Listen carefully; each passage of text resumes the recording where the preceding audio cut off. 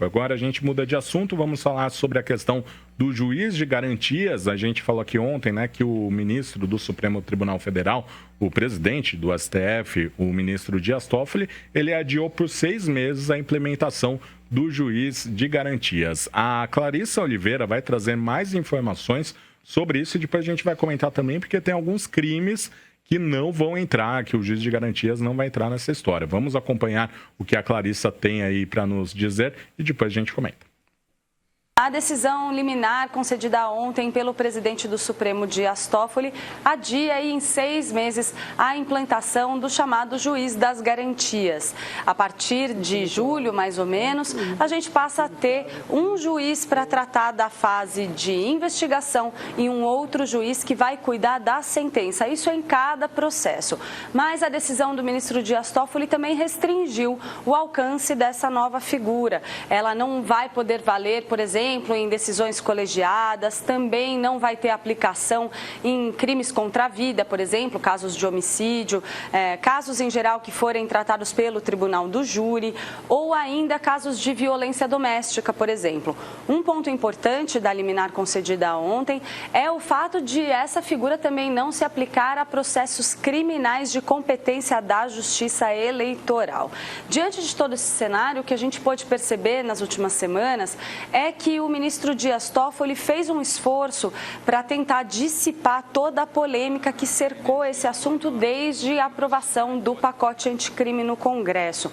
Uma medida nesse sentido, segundo o próprio presidente do Supremo, foi uma conversa que ele teve com o ministro da Justiça, Sérgio Moro. Sérgio Moro é aí um dos maiores opositores dessa figura do juiz das garantias. Ele se manifestou publicamente desde a inclusão desse item no pacote anticrime e, portanto, os dois se sentaram e, depois disso, concordaram em vários pontos que poderiam ser alterados. De qualquer forma, a expectativa é que esse assunto vá em breve para o plenário do Supremo.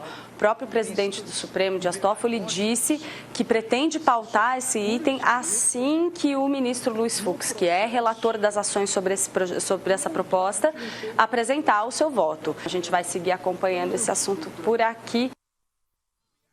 É isso, são as informações da Clarissa Oliveira sobre essa questão do juiz das garantias, Zezé.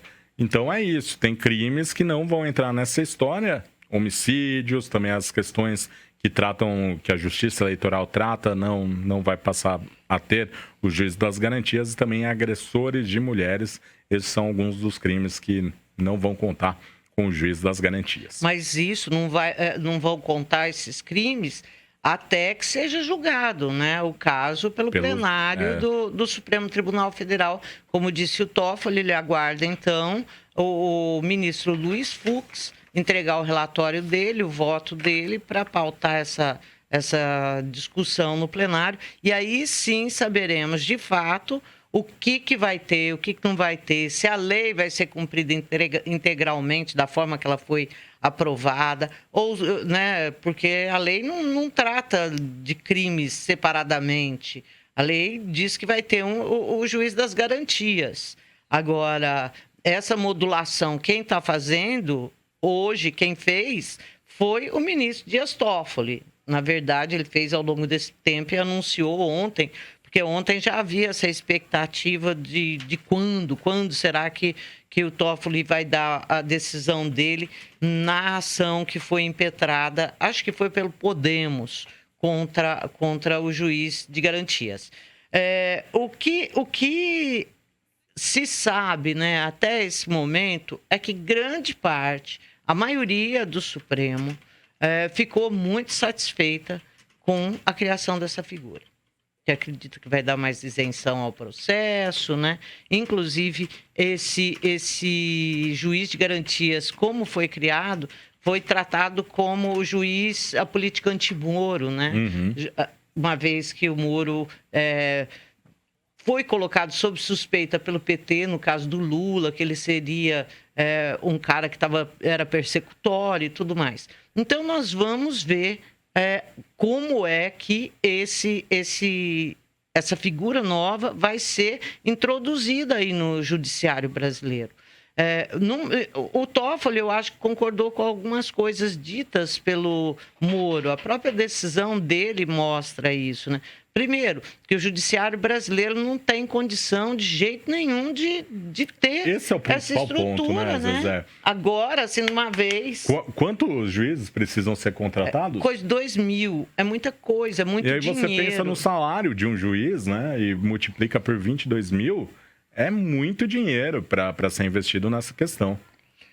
É bastante difícil para o Poder Judiciário. O Poder Judiciário diz que não teria essa gordura para queimar com a contratação desses novos juízes, né? Porque a gente tem Campinas e a gente tem Santo Antônio da Alegria. Ah, mas Santo Antônio da Alegria nem juiz tem. Não, não tem. Tem em Altinópolis, que é comarca, né, Santo Antônio. Então, quer dizer, é bastante complicado. Nisso, o Toffoli já concordou. Não sei se 6 meses serão suficientes para que se estruture o Poder Judiciário de forma a garantir essa figura desse juiz em todos os fóruns. Vamos ver, né, Marcão?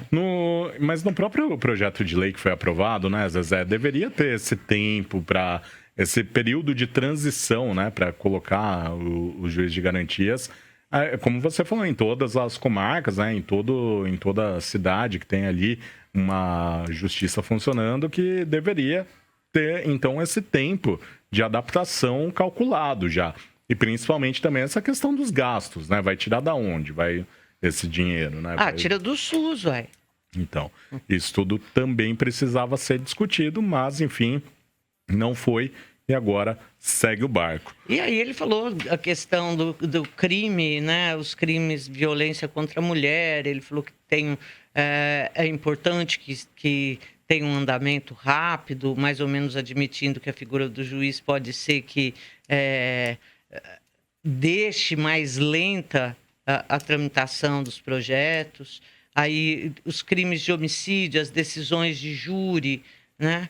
Porque, na verdade, no caso de júri, de fato, quem sentencia é o juiz, mas quem define ali se é culpado ou inocente é o júri, né? Então, esse juiz de instrução ficaria demais ali no meio desse processo.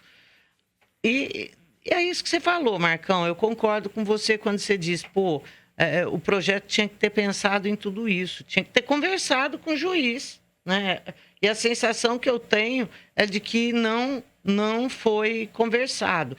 Outro ponto que se discute acerca disso e que vai dar um embate bem bom é se os casos antigos que estão, por exemplo, na segunda instância, se eles voltam para trás, se retroage, se não retroage. Isso não foi discutido também.